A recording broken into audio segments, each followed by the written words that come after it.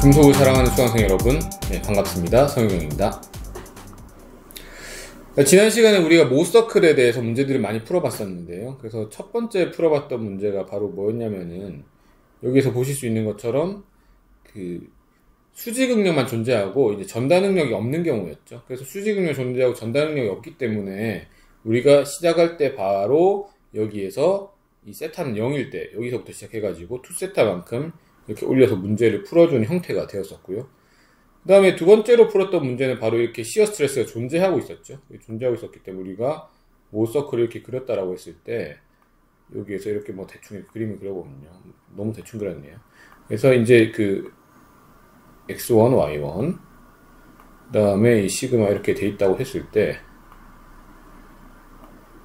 여기서 저기 이제 시어 스트레스가 있는 만큼 우리가 계산해야 되겠죠. 그럼 여기 요 값이더라 하면은 여기에서 이렇게 점선을 딱딱딱딱 이어줘가지고 여기서 세타를 계산하고 요때가 이제 세타가 뭐가 되겠습니까? 이제 0일 때부터 해가지고 여기서 쫙 뭐 이렇게 올려주면서 계산을 하면 되겠죠. 그런 식으로 우리가 지난 시간에 문제를 풀었습니다. 이번 시간에 풀 문제는 뭐냐면요, 여러분들 한 번도 보지 않은 형태인데 뭐 사실 비슷한 형태죠. 여기서 지금까지는 이제 인장 형태, 이 플러스가 되는 형태만 봤는데 이번에는 요 보시는 것처럼 압축, 그러니까 압축이니까 마이너스죠, 마이너스. 그리고 압축 형태. 그 다음에 전단응력 어떻게 되겠습니까? 여기서 보시는 것처럼 이러한 이것도 음의 전단응력, 음의 형태. 요러한 형태를 풀어보시겠습니다. 그래서 요거는 뭐 사실 같은 개념인데 그냥 뭐 부호가 마이너스라서 여러분들에게 한번 같이 풀어보도록 하겠습니다. 자, 문제 읽어보겠습니다. At a point on the surface. 여기 surface라는 게 뭡니까? 바로 plane stress. 그래서 여기서 Z에 대한 부분은 없다라는 것이 되겠고요. 시그마 X는 뭐냐? 마이너스 50MPa, 시그마 Y는 10MPa, 그 다음에 시어 스트레스 타우 XY는 마이너스 40MPa 이런 식으로 정리가 되어 있습니다. 여기에서 우리가 모서클을 그려서 구해라. 스트레스를 구하는데 세타가 45도일 때 구하시오. 그 다음에 프린시플 스트레스를 구하시오. 그 다음에 맥시멈 시어 스트레스를 구하시오 라고 되어 있습니다. 그럼 여기서 처음에 뭐를 제일 먼저 구해야 되겠습니까? 시그마 에버리지를 구해야 되겠죠. 에버리지. 이걸 먼저 구해야 되니까 이게 뭐가 되겠습니까? 이게 2분의 1에다가 시그마 x1 더하기 y1 이렇게 계산하면은 되겠죠. 그 다음 우리가 또 구해야 되는 게 뭐가 되겠습니까? R 값을 구해야 되겠죠. 그래서 우리 사실 이 두 가지만 제대로 구하게 되면은 모서클 이렇게 그릴 수 있잖아요. 그래서 시그마 에버리지에 대한 값 여기 딱 찍고, 그죠? 그 다음 R 값 딱 구해서 이렇게 원 그리고 나면은 바로 구할 수 있기 때문에 여러분들이 뭐 이런 식으로 풀면은 여러분들이 문제를 잘 풀 수 있다라고 볼 수가 있겠습니다. 자, 그럼 여기서 이제 보시면요. 아이고, 위에 올라왔네요. 자, 보시면은 여기서 아까 제가 말씀드렸던 것처럼 이 시그마 에버리지를 먼저 구해야 되겠죠? 여기서 구하게 되면은 마이너스 20MPa 이런 값이 나오고요. 그 다음에 여기에서 보시는 것처럼 이 R 값을 구하게 되면 R은 이 50MPa 이렇게 나옵니다. 여러분들이 뭐 지금 이제 만약에 저랑 같이 따라오셔도 되는데 먼저 한번 풀어보시는 것도 좋거든요. 그래서 지금 요까지만 보시고 일단 원을 그려가지고 문제 한번 풀어보시는 것도 좋을 것 같습니다. 그래서 한번 풀어보시는 걸 추천드리도록 하겠습니다. 일단은 뭐 이게 원하시는 분들 이렇게 스탑하고 이제 다시 풀어보시고요.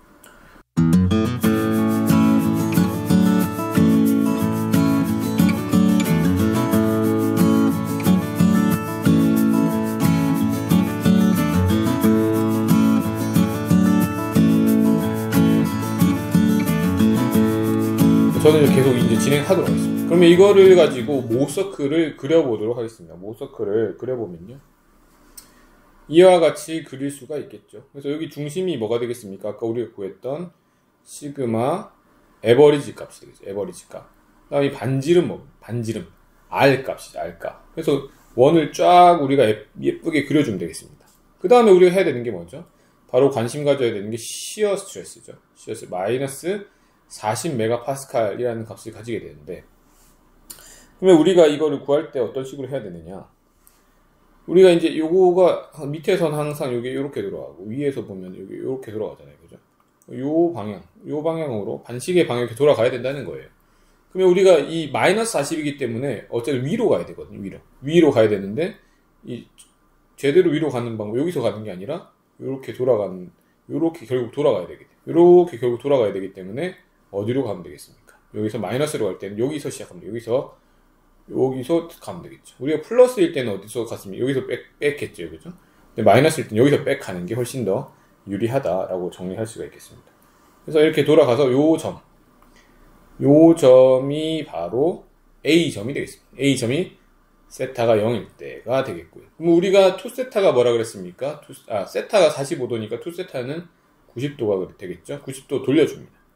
돌려주면 바로 중요한 게 이게 D점이 뭐에 대한 점이 되겠습니까? X1. 그 다음에 X1, Y1. 그죠? 나중에 우리가 구하게 될 D' 점은 요 반대편에 있는 거는 Y1에 대한 점이 되겠죠. 자, 그래서 우리가 이거를 구해보게 되면요. 이 X1에 대한 구해야 되니 여기서 점선을 쫙쫙쫙 그어주게 되면은 요게 마이너스 20이니까 마이너스 20에다가 50에다가 코사인 36.87도 해주면 되겠죠. 그래서 답은 뭐가 나오느냐. 요게 마이너스 60메가파스칼이 나옵니다. 그래서 마이너스 60메가파스칼이 나온다.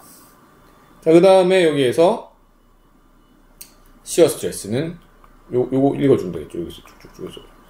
요 값 읽어주면 되겠죠. 아까 우리가 수직 능력은 요거 읽어줬고, 전달 능력은 요거 읽어주면 되겠습니다. 그래서 이거는 사인 값이에요, 사인. 50의 사인의 36.87도니까 계산해주게 되면은 30메가파스칼 이렇게 나옵니다.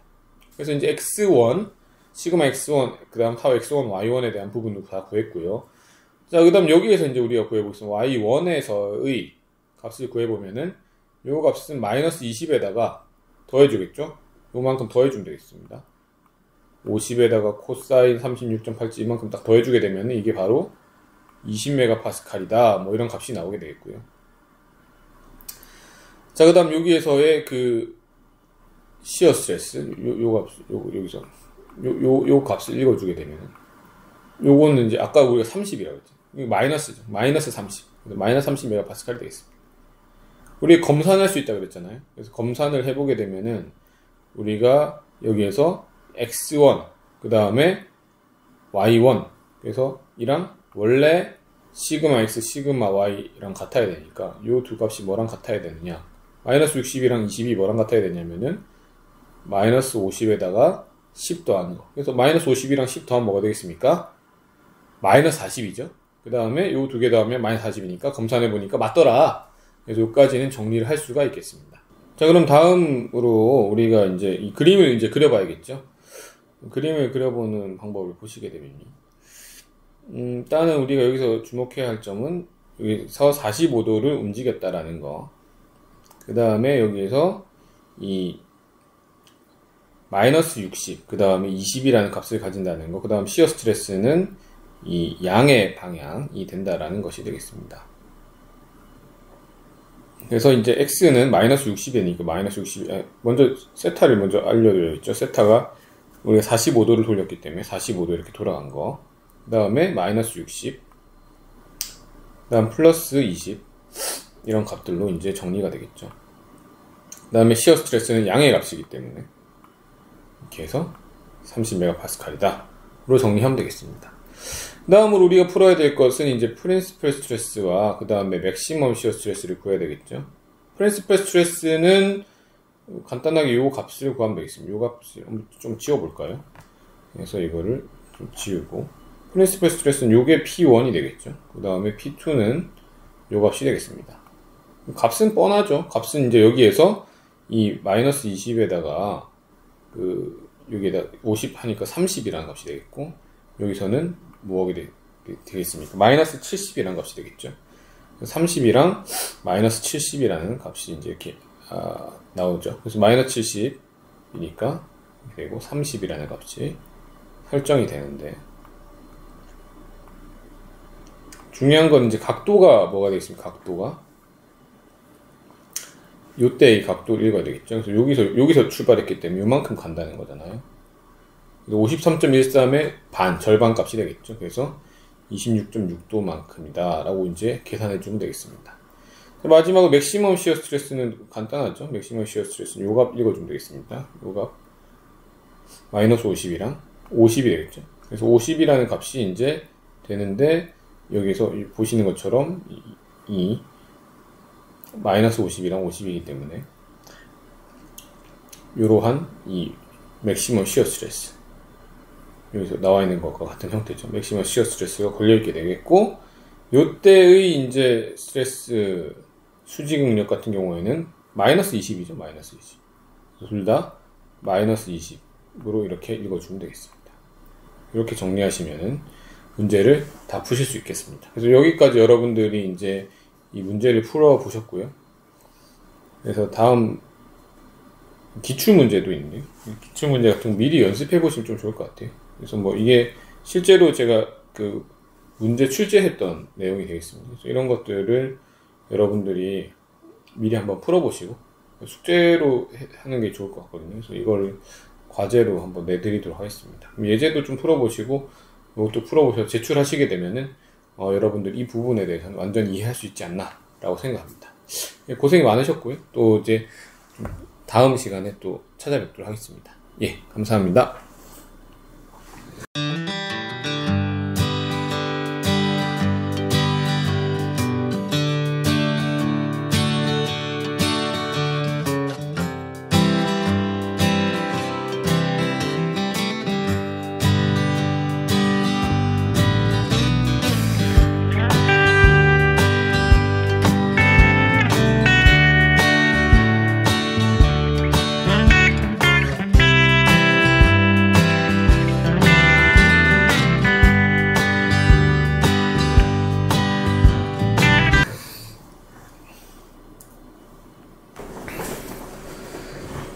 예, 반갑습니다. 금속을 사랑하는 중학생 여러분, 성영입니다. 예, 반갑습니다. 금속을 사랑하는 중학생 여러분, 성영입니다. 지난 시간까지는 우리가 그 일라스틱 비헤이비어, 탄성 거동에 대해서 알아봤는데요. 이번 시간부터 우리가 알아보려고 하는 것은 소성 이론에 대해서 알아보도록 하겠습니다. 그래서 이 부분까지 여러분들 잘 이해를 하신다면은 전반적으로 이제 기초적인 부분은 다 습득하는 것이다 라고 보시면 되겠습니다. 먼저 이제 여기서 우리가 봐야 되는 것들은요, 우리 행렬에 대한 부분을 좀 보면 좋겠는데요. 행렬을 여기서 왜 봐야 되냐면은, 우리는 나중에 텐서 이런 것들을 배우게 되는데, 여기에서 이걸 계산하는 방법도 여러분 아셔야 되거든요. 그래서 이런 부분도 여러분들이 같이 좀 보면 좋을 것 같습니다. 일단 먼저 2x2 매트릭스 먼저 보시게 되면요. A11, A12, A21, A22 이런 식으로 우리가 정리를 하고 있거든요. 여기서 디터미넌트라고 하는 행렬식을 우리가 이제 쓸 수가 있는데, 행렬식을 나타낼 경우에는 A11, A22를 곱한 다음에 A21, A12를 빼주는 이런 식으로 하게 되면은 행렬식을 여러분들이 구할 수가 있습니다. 그 다음 3x3 이제 매트릭스를 하게 되는 경우에는 이런 건 어떻게 할까 이제 궁금하게 생각하실 수도 있는데요. 이럴 때는 이런 식으로 이제 하나씩 묶어가면 되거든요. 그래서 A11이 있을 때는 요 부분의 하나로 계산하게 되겠고, 그다음 1, 2가 있을 때는 이 2, 1, 3, 1, 2, 3 요 부분 그 다음에 A 1, 3는 이제 요 앞쪽 부분 하면 되겠죠. 그래서 그런 식으로 이제 계산해 주게 되면은 요렇게 정리를 할 수가 그래서 이렇게 정리를 하실 수가 있겠습니다. 자, 그래서 이제 이렇게 정리를 하게 되면은, 이 앞부분, 요 부분 이제 똑같이 이제 요거랑 똑같이 하시면 되겠죠. 그래서 그런 식으로 우리가 계산하게 되는데, 요거를 이제 행렬식이라고 하거든요. 디터미넌트. 요걸 아셔야 아마 우리가 이 다음 문제들을 좀 풀 수가 있습니다. 그래서 이런 부분들 여러분들 잘 아시면 좋겠고요. 그 다음에 좀 기본적으로 아셔야 되는 게 역행렬을 좀 아셔야 되거든요. 역행렬을 이제 2x2 매트릭스에서 역행렬을 구하라 그러면은 만약에 A, B, C, D가 이게 행렬인데 역행렬을 구하라 그러면은 여기에다 A가 우리가 여기 이제 나왔죠? 거기에다가 요거는 AD-BC. 그래서 보시면은 AD-BC 요거랑 사실 같은 거예요. 이 디터미넌트로. 요 값을 뒤에서도 쓴다라고 보시면 되겠고요. 그 다음에 이 부분 바뀌어야 되겠죠. AD-BC는 되는데, 여기서는 여러분이 중고등학교 때 배웠던 것처럼 이 두 개 바뀌고, 이건 안 바뀌고, 부호만 바뀌는 이런 형태가 되겠죠. 그래서 이런 식으로 계산하시면 되겠습니다. 예를 들어서 A의 코사인, 사인의 사인, 코사인에다가 디터미넌트를 구하라. 그러면 AD 마이너스 BC가 되니까 코사인 제곱 플러스 사인 제곱, 이거는 그냥 1 이렇게 정리가 되겠죠. 이런 것들은 그냥 1로 정리가 되고, 요거에 대해서 우리가 역행렬을 구하는 경우에는 이게 1이 됐잖아요. 그죠? 아까 디터미넌트가. 그래서 1이 됐으니까 요거 두 개, 코사인 요렇게 바꿔도 그래도 코사인이잖아요. 그다음 사인 이거는 부호만 바꾸니까 이런 식으로 이제 정리가 되겠습니다. 이게 바로 이제 역행렬을 하는 방법이 되겠고요. 그래서 3x3 역행렬은 어떻게 되냐면 이렇게 굉장히 복잡한 이런 형태를 가지고 있습니다. 여러분들이 이거를 뭐 다 외우실 필요는 없겠지만, 이러한 식으로 이제 행렬들을 사용한다라는 부분들에 대해서 좀 알아두시면 좋을 것 같아서 이제 설명을 드렸습니다. 이제 본격적으로 한번 들어가 보도록 하겠습니다. 자, 우리가 일단은 기본적으로 배웠던 식들 있잖아요. 그래서 이제 우리가 지난번에 이제 일라스틱 티오리 할 때 시그마 x1, 시그마 y1, 시그마 x1, y1에 대해서 우리가 이런 식으로 수식을 나타내는 것을 바로 이 트랜스포메이션 이퀘이션을 우리가 배웠습니다. 그래서 요거로 이제 배운 것들을 토대로 해가지고 여러분들이 이제 계산을 하게 되었는데요.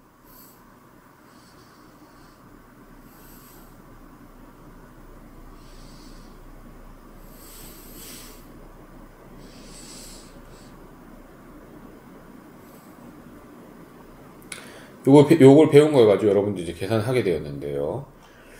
근데 이걸 사실 식을 가지고 계속 이제 계산을 하려고 하면 너무 복잡하죠. 그래서 이제 이거를 조금 더 간단하게 하는 방법이 무엇이 있을까 사람들이 고민을 하게 됩니다. 그래서 뭐 여러 가지 수식을 여러 개 식을 예를 들자면 1개, 2개, 3개, 4개 이렇게 다 외우는 방법은 복잡하겠죠. 예를 들자면 여러분들도 프로그램 같은 것을 사용할 때 워드 파일이나 한글 파일에서 여러분들이 간단하게 작성할 수도 있지만 수식 같은 것들을 대량의 파일들을, 대량의 데이터들을 여러분들이 정리를 하려면 엑셀 같은 그러한 파일들을, 엑셀 같은 그러한 프로그램들을 활용하는 게 훨씬 좋겠죠. 그래서 여러분들이 그런 것처럼 여기에서도 단순하게 그냥 이러한 수식을 그냥 쓰기보다는 이것을 어떤 식으로 단순화해서 나타내면 좋냐면 바로 행렬로 나타내는 것이 가장 좋은 방법이 되겠습니다. 그래서 이걸 어떻게 행렬로 나타낼 것이냐.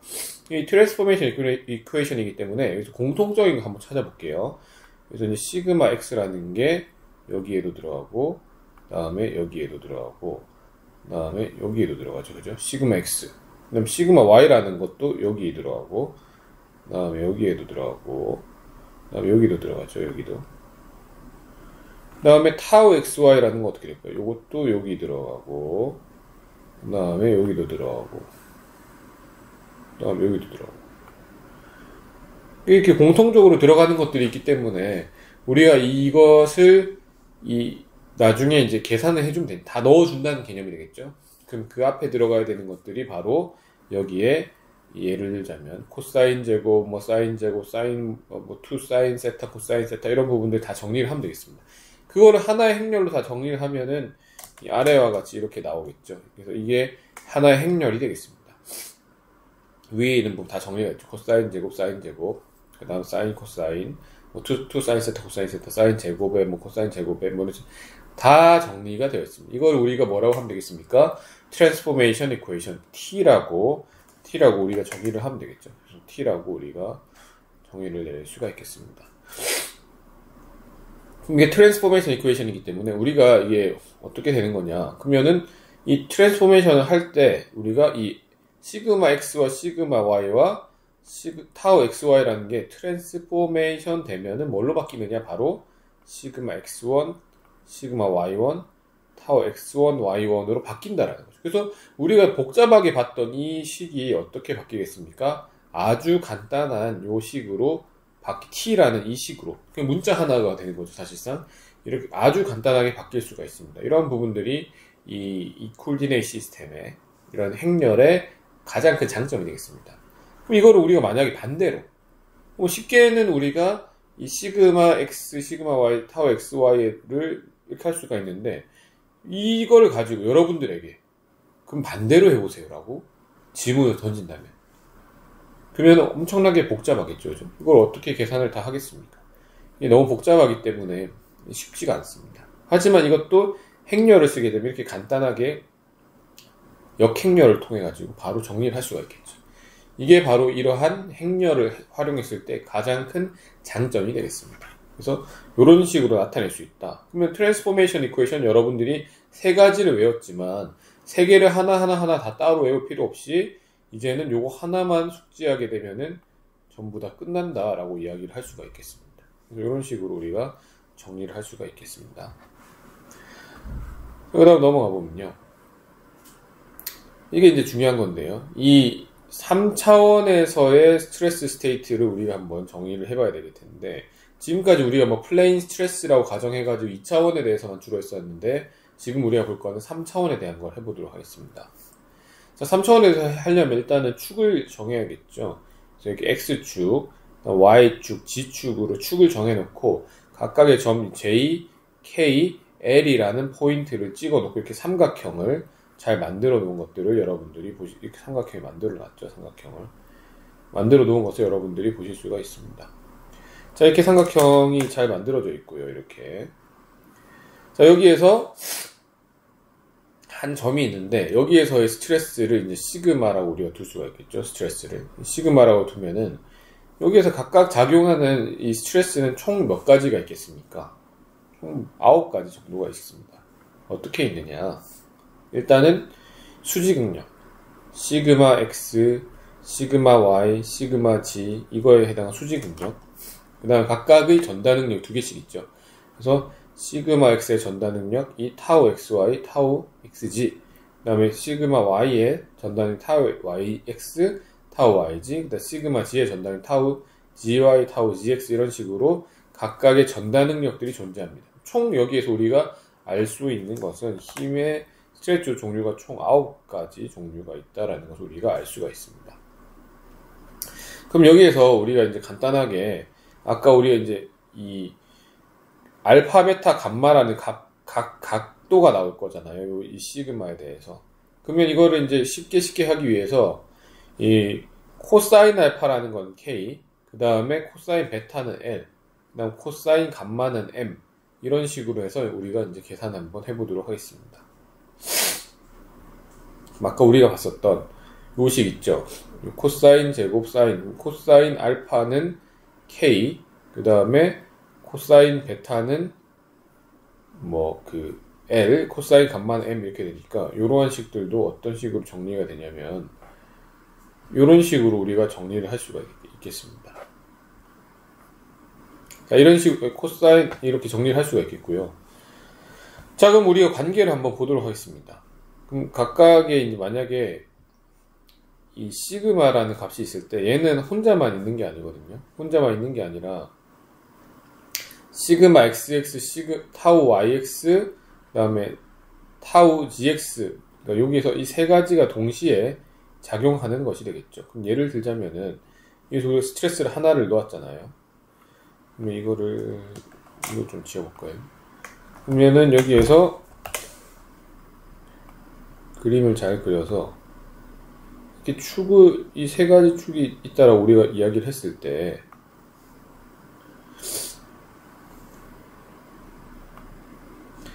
그럼 하나가 이제 이런 게 시그마라는 스트레스가 나올 겁니다. 그럼 각각이 우리가 이 알파, 베타, 감마, 예를 들자면은 요 각도가, 예를 들자면요, 알파, 그 다음에 요 각도가 베타, 요 각도가 감마, 이런 식으로 정리가 되겠죠. 그럼 이런 식으로 정리를 했을 때 여기에서 요거의 항상 코사인에 해당하는 값이 여기에 딱 찍히는 점이 되겠습니다. 그렇죠? 코사인, 다시 그리면 이거의 각도가 만약에 베타라고 했을 때, 이 시그마라는 뭔가 있을 때 코사인에 해당하는 요 값이 항상 뭔가 이제 우리가 알 수 있는 그런 값이 되겠죠. 뭔지 모르겠지만. 그래서 그런 식으로 우리가 이해를 하면 되겠습니다. 그럼 그걸 보시면요. 자, 여기에서 이 시그마 xx에 대해서는 k라는 코사인을 곱해주고, 이 타우, 여기 그래서 보시면요.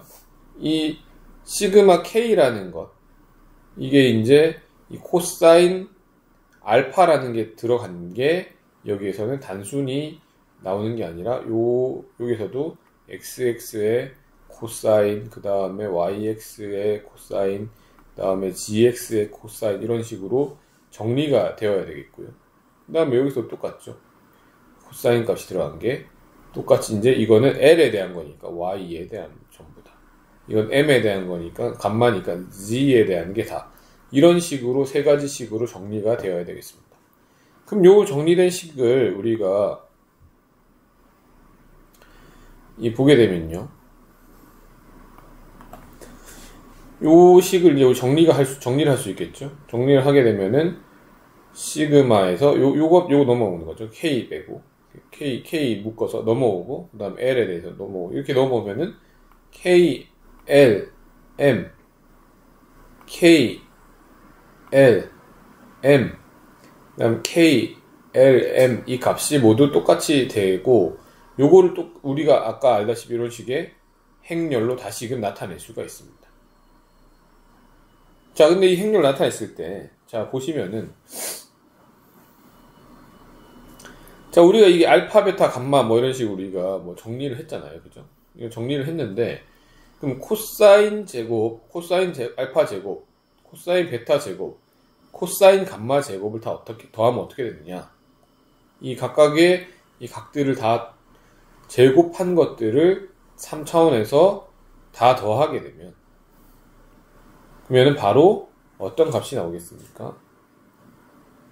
바로 이제 1이라는 값이 나옵니다. 1. 그렇기 때문에 여기서 KLM이라는 값은 그냥 단순히 1로 바뀔 수가 있는 것이 되겠죠. 그래서 우리가 결과론적으로 정리할 수 있는 것은 이러한 행렬로 정리를 할 수가 있습니다. 여기까지 하고 이제 다음 부분은 또 다음 시간에 또 보도록 하겠습니다. 예, 감사합니다.